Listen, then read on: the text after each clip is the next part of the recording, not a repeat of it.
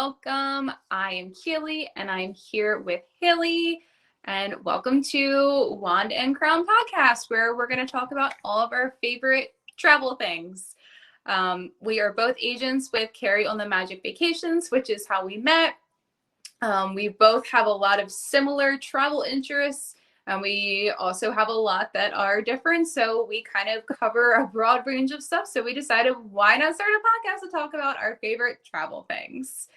So as I said, I am Keeley. I specialize in Disney, Universal, and all-inclusive vacations. Growing up, my family and I always went to Disney and Universal. And then when planning my wedding last year, I realized how stressful it is to plan a honeymoon on top of your wedding. So that's where it's great to utilize a travel agent. What else? I've also been to Europe several times when I was younger, but that's more of Hayley's ballpark, and I'll let her talk about that. I decided to become a travel agent because I am a planner by nature, very type A, love to just plan things in general. Decided to mix my love of travel with planning, and here we are. I think that's most travel agents, though, is we're all just planners naturally, and like, we might as well just do this too. But yeah, so you go ahead, Hayley. Introduce yourself. I am Hayley. I live in Raleigh, North Carolina. I also went to Disney and Universal a lot growing up. More so Disney than Universal. Keeley is really the Universal person. Ask her about Halloween Horror Nights one day. And this will be a 40-minute podcast. That's going to get short. That's short for me. So growing up, I went to Disney a lot, and my dad would have my best friend and I kind of plan our trips. We would get Disney-itis, what we called it, where we just had to go to Disney. And so his way of helping us know what all goes into planning a trip was to have us plan the trip. And that kind of went on through my life. I studied history in college, and so I'm really into Europe, Rome, the UK. I love it all. And so in order to get over there and visit and experience those cultures, you got to learn the ins and outs of the travel industry. And so I figured, I've got that knowledge. Why not put it to use and help other people? Because it can be a little bit frustrating at times. Europe's intimidating too. Yeah. I mean, like I said, I went when I was younger, but it's definitely one of those, you think about the language barrier, currency. Most countries drive on the opposite side of the road of us, just getting around. They use a lot of public transportation, whereas here, not as much. And it's a lot. Yeah, it is. Yeah. And you studied abroad, didn't you? Mm-hmm. I did. I studied in London for a semester in college. So cool. And I've got family friends that live over there, so I go over and visit them whenever I have the chance to. Yeah, I have family moving to Germany soon, so I'm like, we Disneyland Paris trips and Germany in general, because Germany's so central to literally everything in Europe. So yeah. I'm really excited. Yeah, I did not get the chance to go over to Germany when I was studying and living in London, but I had a lot of friends who did, and they said that aside from the UK, Germany was the easiest place for them to get around for Americans because everyone speaks English, and they're just very welcoming. Yep. My parents did a Viking cruise. I want to say this was about 7 or 8 years ago. They went with my grandparents. My grandparents are extremely well-traveled, like countries I've never heard of. They've been to like 5 times over. They've an ostrich egg. It's wild what they have in their house for like collectibles. So they went and did a Viking cruise, and my parents and my mom said Germany was her absolute favorite. She's like, it's clean, it's easy. They were only in port for, I think, 2 days, but she's like, it just, same thing, was like the most welcoming city out of anywhere else that they've traveled in Europe. So yeah, I'm excited that I now have, someone to go visit in Germany. And you want to do a day trip to Belgium? Sure. Day trip to Luxembourg? Right there. You can go to Austria and visit the Neuschwanstein. I'm going to butcher that. The castle that was inspiration for Sleeping Beauty. Yeah, I'm not. No? I can't pull that one out. But I know what you're talking about exactly. Oh, I thought you meant you wouldn't go see it. I was like, oh, really? no, I would. No, my husband said that to me. He's like, because I had said, Disneyland Paris was like a quick train ride away. And he was like, well, what about the Cinderella Castle? I'm like, yeah, like we're going to go see that too. But like Disneyland Paris is also like right there. So that's on the list. My sister-in-law already let me know. It was like a 4-hour train ride from where they are. Train leaves at 4 a.m. I'm like, perfect. We'll get to Paris at 8 a.m. This is perfect. So, bring somebody's job opportunity to a Disneyland Paris trip. I will warn you that I have heard that while French food is delicious, Disneyland Paris is, it's getting there. Yeah. It's not quite there yet, but it's getting there. They've been open, they just had their 30th. I think, is the 30th still going on right now, or it just ended, or it's about to end? Yeah. So they've, give them time. They'll get there. Yeah, we've only got like, what, 50 years on, 20 years on? It's fine. I mean, Disneyland's got, 30 years on Disney World? Yeah. They'll get there. Okay. So we chit-chatted. Hayley, do you want to start with what our topic is going to be this week? Okay, so our topic this week is going to be our kind of dream vacations. Throughout the podcast, we're going to do tips and tricks for Disney World, traveling in general, Universal. If there's anything that's really pressing in the news, we'll probably put something out at that point. Like if another pandemic happens or something and suddenly we all have to take COVID tests again in order to travel internationally, we'll probably put something out about that. Hopefully that doesn't happen. Passport requirements upping again to like a 5 or 6 month time frame instead of 4 months. Yeah, that kind of stuff. But this week, since it's an introduction to our podcast, we just wanted to kind of start off with about ourselves and then talk about what our dream vacations are. I'm going to start.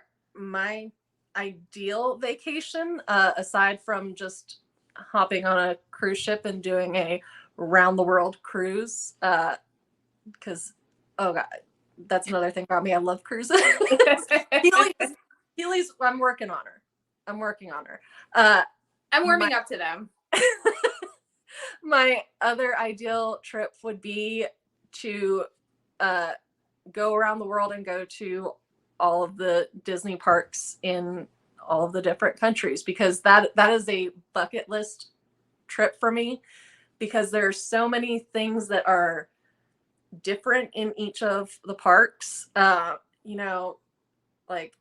Hong Kong Disneyland and Shanghai Disneyland, they couldn't do the Haunted Mansion like we have here in the US because of the way that those cultures view their ancestors, and Disney wanted to be really conscious of that, and so they have completely different storylines and completely different parks. And I just think it would be really fun to not only go and experience the differences in those parks, but also it's kind of a fun way to get into those different cities and be able to visit those countries and those cities, like Keeley was saying with Disneyland Paris. Yeah, sure, you go for Disneyland Paris, but then you also get to experience Paris. Yeah, exactly. Yeah. It's like a 2-for kind of trip where you can go, you want to go, and that's what, like, whenever I talk about going to like any of the international parks, I'm like, I want to go and experience those parks, but I also want to go and experience the culture and where I am, and kind of get the full experience, but also feel like a little bit of Disney in there. Because at the end of the day, I'm a Disney person, you're a Disney person. We want to have some of that, but if you can't tell, I've got Disney stuff up on my wall. Oh goodness, I was going to say something. Oh, the food at like in Tokyo Disneyland, if you have seen pictures of that, you'll find out I'm a foodie, or foodie. I'm a picky foodie. They gotta be gourmet chicken nuggets and mac and cheese. Oh God, no broccoli, just no broccoli. But I will take dumplings. Thank I you. mean, everybody would take dumplings. For sure. For sure. Oh, that's great. That's great. All right. So yours would be okay. So yours is visit all of the international, well, all of the Disney parks, including all the international ones. Got it. Yeah. Okay. All right. So mine would be similar, kind of jumping from because, we have so much in common. We have very similar interests. Mine is, and I'm hoping it's obtainable, is definitely a Japan trip. Obviously Tokyo Disney, just because it's so cool. And the interesting thing, kind of like what you were saying about difference in cultures there.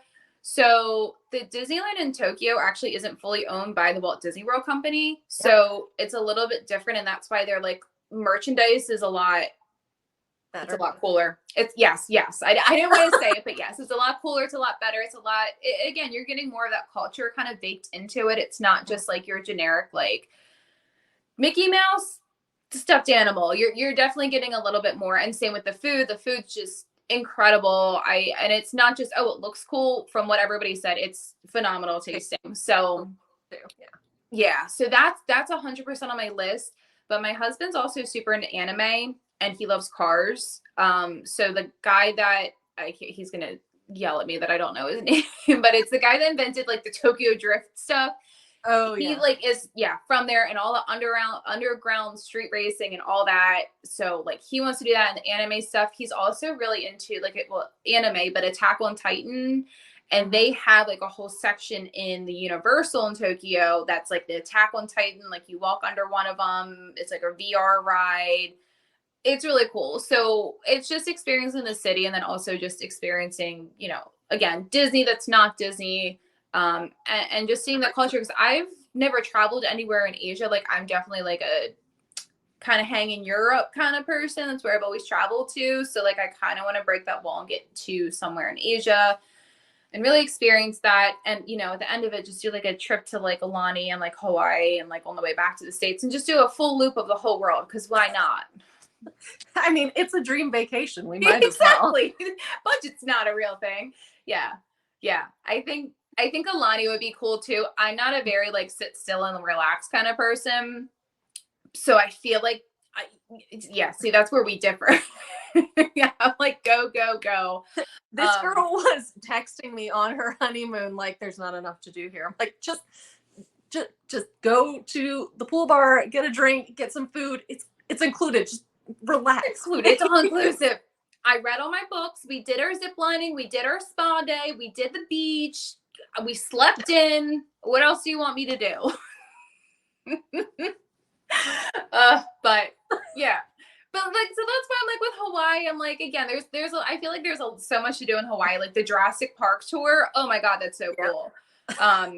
Pearl Harbor. I think that'd be cool. It is. Yeah, I've always worked in the government-military sector for my full-time job. So like for 8 years now, 9 years, I don't even know. So like that kind of stuff, I know people that have served and work with them. So that's kind of, always been an interest of mine. That was one of the bases one of my coworkers worked at was Pearl Harbor. So I feel like there's a lot to do in Hawaii. So that would be like a stop on the way back home. And then, hey, while we're at it, just stop in Anaheim because LAX is like a 4-hour flight from Hawaii. So like, you got to fight the jet lag too. Yeah. So you might as well just ease back into it. See, this is it's making sense to me. Exactly.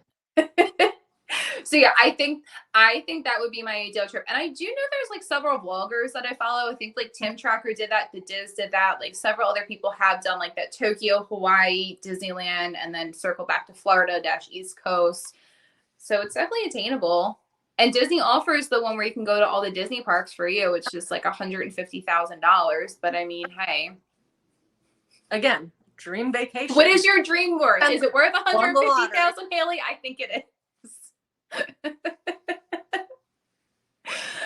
Yeah, I think that'd be so fun. I think either one of those would be so fun. Just because we have so many legs to it. So, yeah. All right. Well, I think that wraps it up. This was an episode for us to introduce ourselves, kind of let you guys know what we're about, what we're into. We're going to do episodes every 2 weeks. So 2 weeks from today, be on the lookout for another episode. The best way to do that is to hit that subscribe button and like our video. Yeah, I'm really excited to do this. I'm a talker. Hayley's a talker when I'm a talker. Yeah. So be prepared for tangents. There will be tangents on There this. will be. We're going to ease you guys in. We're going to ease in and then we'll get to the tangents, but it'll all be travel stuff. So yeah, like we said, it's not going to be just Disney and Universal. It'll definitely be some other fun things. I know we both have like a lot of really fun trips coming up. We have one trip together, which will be fun with our agency. Really excited for that because it's at Halloween time. And as Hayley said, I can talk about Halloween Horror Nights for about 10 hours. So yeah. So yeah, like I said, subscribe and check back in 2 weeks and that'll do it. So thanks for listening.